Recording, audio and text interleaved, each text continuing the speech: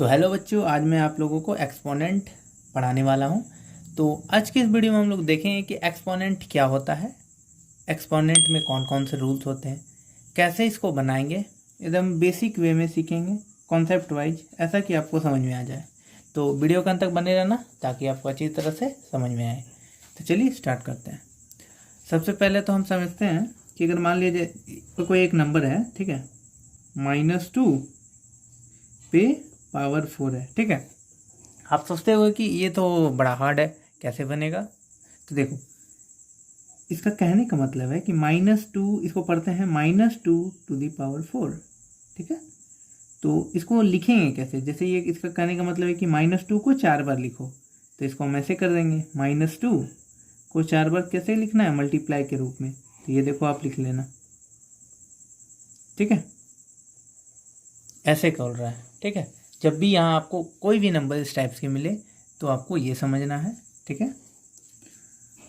तो ये जो है, अगर हम समझने का कोशिश करें, अगर मान लीजिए आपका कोई भी नंबर रहे, यहाँ पर जैसे -2 था, उस पर पावर 4 था, और 4 क्या है आपका, ऑड है या इवन नंबर है, तो ये आपका हो गया इवन नंबर। तो इवन नंबर रहेगा ना, तो जो आंसर आप मान लीजिए इसको मल्टीप्लाई करते हो तो कितना आएगा, -4, माइनस माइनस करेंगे तो ये प्लस हो जाता है ना, तो प्लस का 4 मल्टीप्लाई बाय प्लस का 4 मीन्स आंसर जो है आपका प्लस में आएगा, लास्ट वाला।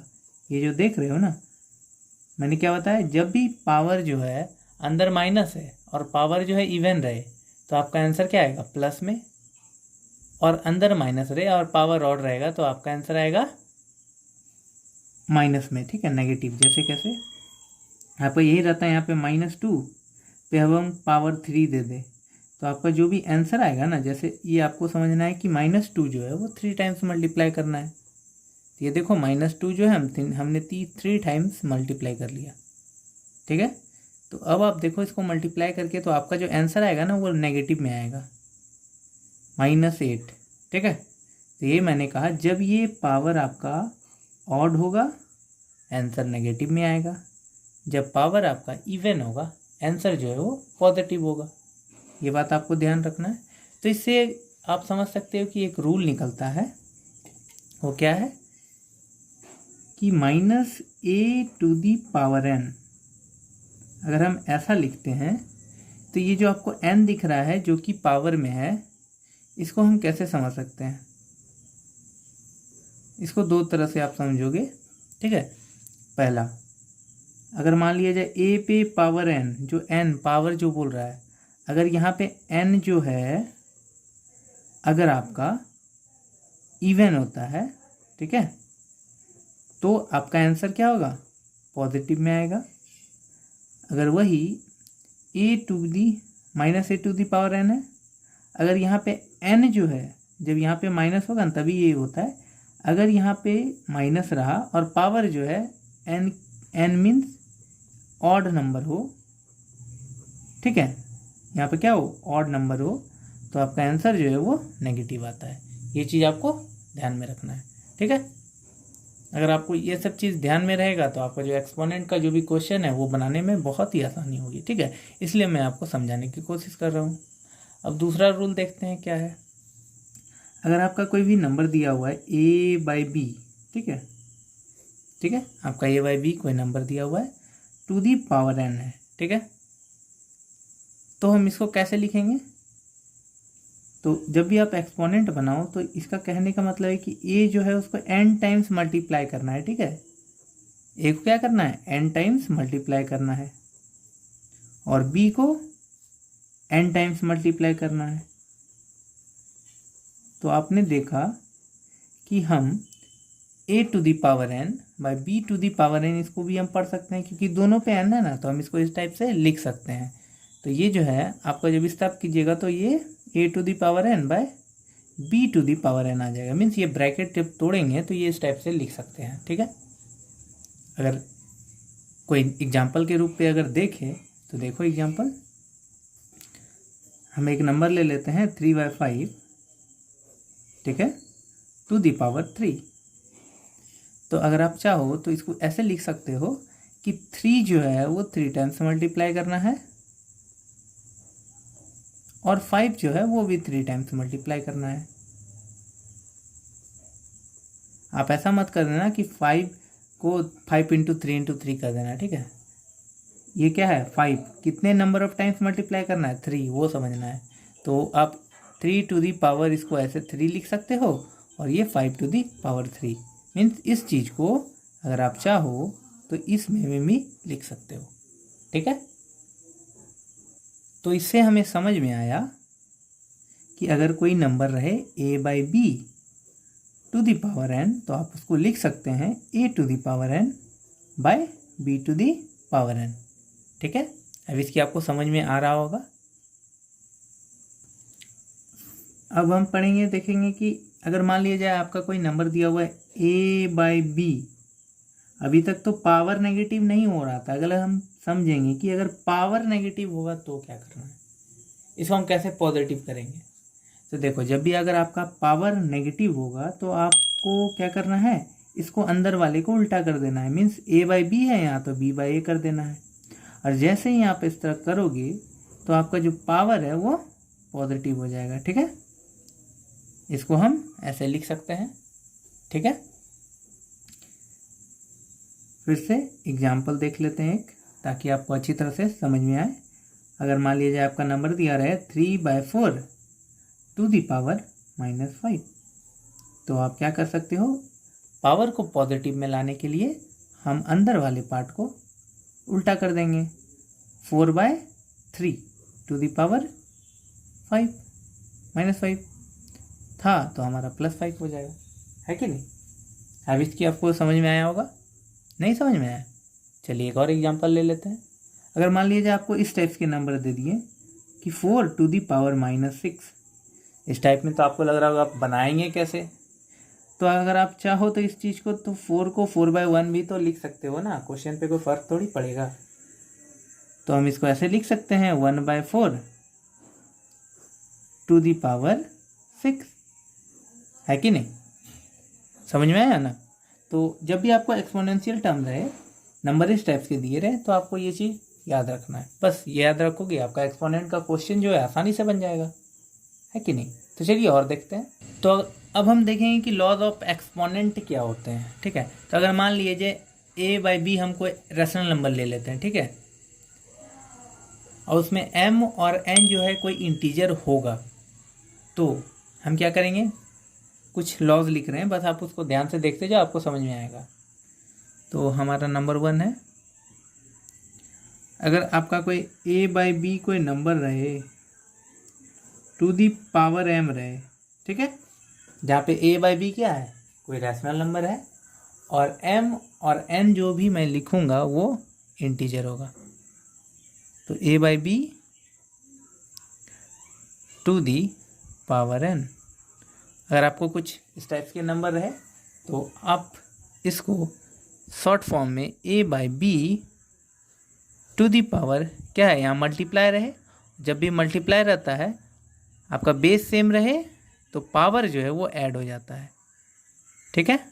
क्या होता है, पावर ऐड हो जाता है।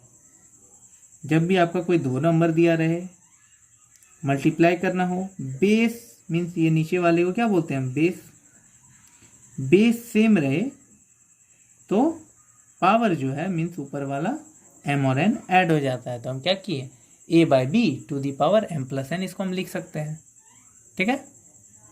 जैसे कि हम एग्जांपल ले लेते हैं। अगर आपका कोई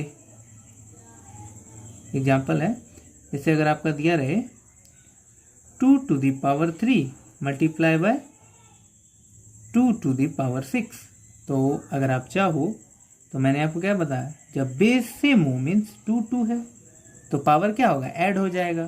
तो हम इसको इस टाइप से कर सकते हैं 3 + 6। याद रखना है, जो भी हम पावर वाला टर्म लिखेंगे उसको ऊपर में लिखेंगे, ठीक है, ना कि इसके बराबर 2 के, तो आपका गलत हो जाएगा, ठीक है। तो आपका पहला हो गया लॉ ऑफ एक्सपोनेंट। अब दूसरा समझेंगे। अगर आपका दिया रहे मल्टीप्लाई था ना, अब हम क्या करेंगे, डिवाइड के फॉर्म में रहे तो क्या करेंगे। सबसे पहले था multiply, a/b to the power n divided by a/b to the power n रहे, तो आप क्या करोगे, मल्टीप्लाई में तो हमने क्या किया प्लस, डिवाइड में क्या करेंगे माइनस।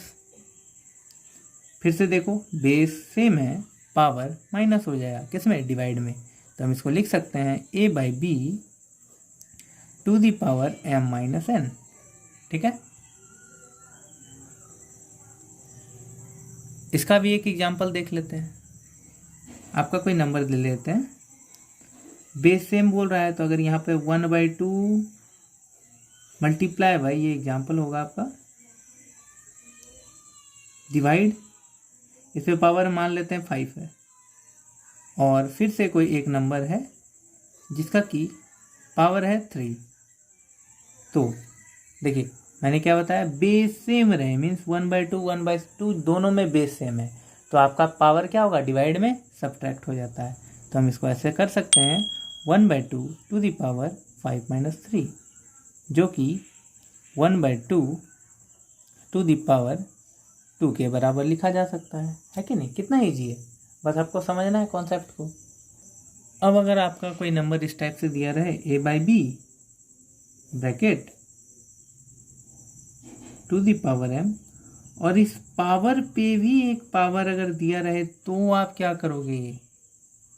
आपको तो लग रहा होगा बाप रे ये तो बहुत ही हार्ड हो गया अब तो, लेकिन नहीं, वैसा नहीं है, ये तो और भी इजी है। जब भी आपको पावर पे पावर है तो क्या करना है, आपको बस पावर को मल्टीप्लाई कर देना है। क्या करना है, पावर को मल्टीप्लाई कर देना है। तो a/b लिख के m × n कर देना, ठीक है, तो आपका आ जाएगा। आई विश कि आपको जो भी लॉज ऑफ एक्सपोनेंट या फिर एक्सपोनेंट के टर्म्स हैं आपको समझ में आ रहे होंगे वीडियो को देखते हुए। तो अगर समझ में आ रहा है तो चैनल को भी ज़रूर सब्सक्राइब करना, क्योंकि उससे हमें मोटिवेशन मिलती है और वीडियोस बनाने के लिए। ठीक है, तो हमारा 3 हो गया। इसका एग्जांपल क्या करना है, बस m और n की जगह जो भी नंबर है मल्टीप्लाई कर देना है। अब तो आप थोड़ा तेज हो ही गए होंगे। अब देखिए 4 नंबर, 4 में आपका रूल है कि अगर आपका कोई नंबर है a/b multiply by c/d to the power n, अगर आपका कोई नंबर इस टाइप से दिया रहे तो आप इसको तोड़ के लिख सकते हो a/b to the power n multiply by c/d to the power n। ठीक है, इस टाइप से लिखने से आपको बस आप क्या करोगे, इस टाइप के नंबर को इस टाइप से भी लिख सकते हो तोड़ के। ठीक है, तो हमारा 4th लॉ हो गया। अब 5th देखते हैं। 5th तो मैंने बता ही दिया, अगर कोई नंबर रहे a/b, उसका पावर जो है वो नेगेटिव हो तो हमें क्या करना है, अंदर वाले टर्म को उल्टा कर देना है, b/a to the power n कर सकते हैं, है ना। अब लास्ट हमारा 6 नंबर लॉ है, a/b पे पावर तो अभी हमारा क्या, अगर नेगेटिव हो गया, नेगेटिव में देख लिया, पॉजिटिव में देख लिया, अगर ये पावर ही 0 हो जाए तो आप क्या करोगे। तो अगर आपका कोई भी नंबर दे दिया जाए, कितना भी बड़ा क्यों ना हो, अगर उस पर पावर 0 हो जाए तो आपको बस याद रखना है कि उसका जो आंसर 1 ही आएगा, चाहे वो 1 पे हम 1000 जैसे 1 रहे, ठीक है, या 1000 ही रहे, इस पे अगर हम पावर 0 दे दिए तो इसका भी वैल्यू 1 ही होगा। अगर हम यहाँ 10 पे पावर 0 दें तो इसका भी वैल्यू 1 ही होगा। यहाँ पर 9/8 पे अगर हम पावर 0 दे दें तो इसका भी वैल्यू 1 ही होगा। मीन्स कोई भी नंबर हो, मैटर नहीं करता है वो कितना ही बड़ा हो, किसी पे भी पावर अगर 0 हो जाए तो उसका आंसर जो है 1 ही आता है। ये चीज़ आपको याद रखना है। अगर आप इतने लॉज ऑफ एक्सपोनेंट के बेसिक टर्म्स को अगर याद रखोगे तो आपका जो भी लॉज ऑफ एक्सपोनेंट का क्वेश्चन है वो बहुत ही आसानी से बनेगा। तो देखिए ये आपका चैप्टर 2 एक्सपोनेंट है, जो कि स्टैंडर्ड 8 RX अग्रवाल का दिया हुआ है। तो इससे रिलेटेड जो भी इंट्रोडक्शन पार्ट था एक्सपोनेंट का मैंने आपको समझा दिया है, और आई विश कि आपको समझ में भी आ गया होगा अगर आप वीडियो को अच्छे से देखे होंगे तो, क्योंकि मैं जो भी वीडियो समझाता हूँ बहुत ही इजी स्टेप्स में समझाने की कोशिश करता हूँ। तो लॉज ऑफ एक्सपोनेंट आपको समझ में आ गया होगा, ठीक है। अब हम क्या करेंगे, अगले एक्सरसाइज करेंगे जो कि एक्सरसाइज 2A है। इससे क्या होगा, आपका जो भी एक्सपोनेंट का रिलेटेड कॉन्सेप्ट होगा सारा तो ज़रूर क्लियर हो जाएगा। तो वीडियो को जो भी एक्सरसाइज 2 आने वाला है वो भी आप ज़रूर देखना, ठीक है।